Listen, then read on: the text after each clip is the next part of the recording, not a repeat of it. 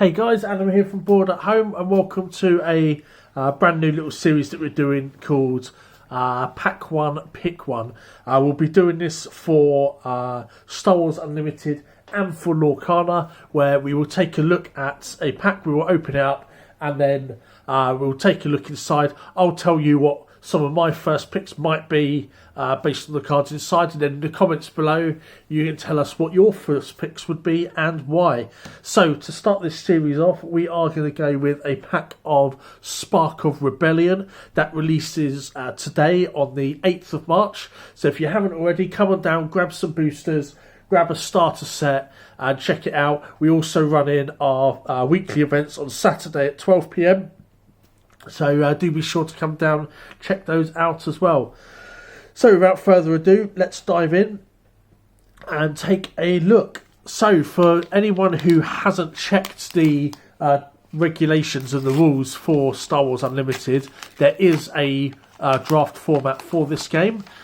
It works slightly differently to other draft formats. In other draft formats, for example, you take out your two cards from the front. That'll be your leader and your base. These are set aside. So for example, we would set these up here. We would open all three packs and they would be placed off to one side as well in three separate stacks, and then you would collect the three leaders that you've got, and then you'll pick one of them that will be passed, the other two will be passed to your right, you'll get two from your left, you'll pick one of those until everyone has got three leaders. So you won't necessarily have all the ones that you have opened, but that's sort of like a mini draft to begin with. So we're going to assume that we've done that already and we are on our first pack. So let's take a look. So we start off here with Echo Base Defender. So this is a 3 cost, and here we can see that it has got heroism and command. It is a 4/3 and has Sentinel, so a pretty good pick in this. Unlike other formats like Magic the Gathering, this is a very multicolour heavy format, and I imagine it would still be so within draft as well, just based on the fact that you will have your leader and base that will be determining your colours, so you're not having to worry about any kind of specific mana bases for this. So really good strong cards right off of there. We've got a decent toughness, we've got really good power, we've got a really helpful ability as well, and a nice low cost, so that sits quite well on our curve. Next we've got Rugged Survivors. This is a 5 cost.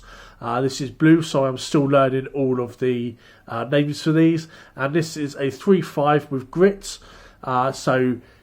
it gets better, it gets more powerful the more damage it takes. And on attack, if you control a leader unit, so for example Boba Fett, if we had that, would have to be out as Boba Fett, we get to draw a card as well. So there's some good card draw there. As it stands, this is an alright card. It's going to take a few hits realistically before it goes, and you'll probably get maybe 1 or 2 attacks off. So fairly good cards there on that pick. Here we've got an event. So this is a 1 cost aggression card.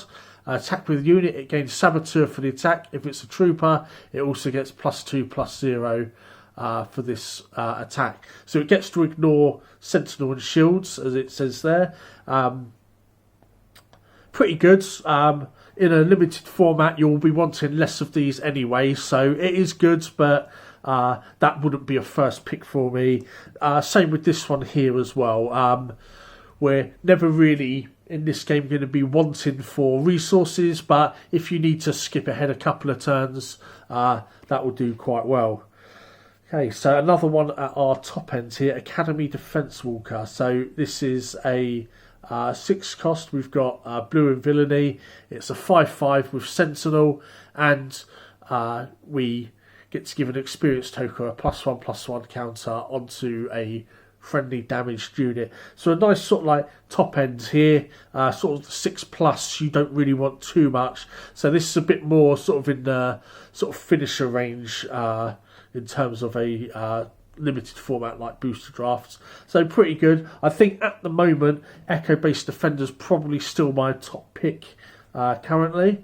Then we've got disabling Fang Fighter. So this is a 3, it's aggression. We've got a 3/2. When played, you may defeat an upgrade. So not too bad. A fairly okay card.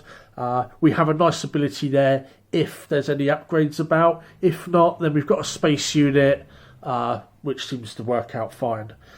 Here we've got a 2/3 for 2, an Underworld Thug. Again, just a good solid card that will help round out your curve. Another event here, 2 and yellow. We've got attacking with a unit. He gets +3/+0 for this attack. Again, not a first pick for us here.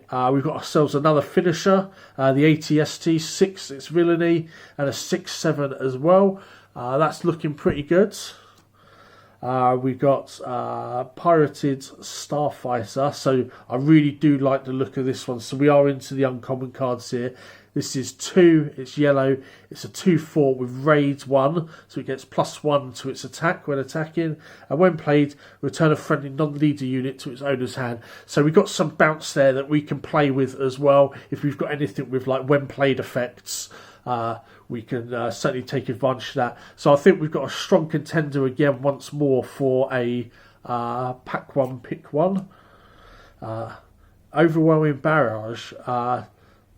So this one again is sort of sits in that kind of like finisher kind of range, that bomb. So it's a 5, it's a command and villainy. Give a friendly unit +2/+2 for this phase, then it deals damage equal to its power divided as you choose among any other number of units. So this is something that's going to sit in well with the ATST, for example. It's going to have 8 power there that you can divide however you want. Take out a lot of smaller units. Very strong for an event card. Then we've got Carabast. Again, another sort of like removal cards here. That is aggression and heroism. Pretty good, but again, as an event for me personally, not necessarily a first pick here. And then we've got our last 2 cards, 2 and blue. That's a 1/4. When played, name a card. Whilst this unit is in play, opponents can't play the name card. So very, very kind of special utility there. Probably better in constructed, where you know sort of what decks are being played and what kind of cards are likely to come up. In something like draft, probably not as useful. And then finally, we've got ourselves a lovely shiny TIE Fighter here. It's a 2/1 for 1 villainy. You can't really go wrong with that. But yeah, not too bad.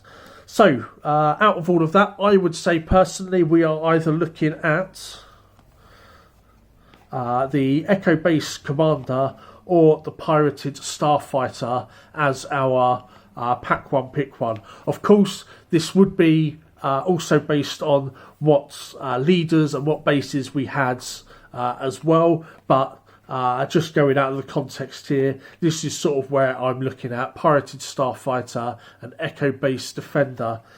Do let us know in the comments below what you would pick and why.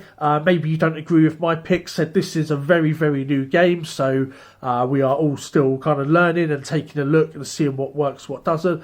But do let me know in the comments what you think that you would choose and why. And again, if you do disagree with my choices, let me know why. Always happy for the feedback.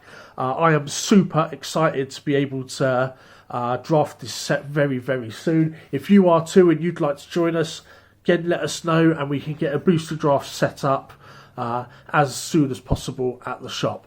Thanks for watching, guys. This video will normally be a lot shorter. Obviously, our first one, a lot to get through, a lot to kind of throw down there. Thanks again, and we'll see you in the boardroom.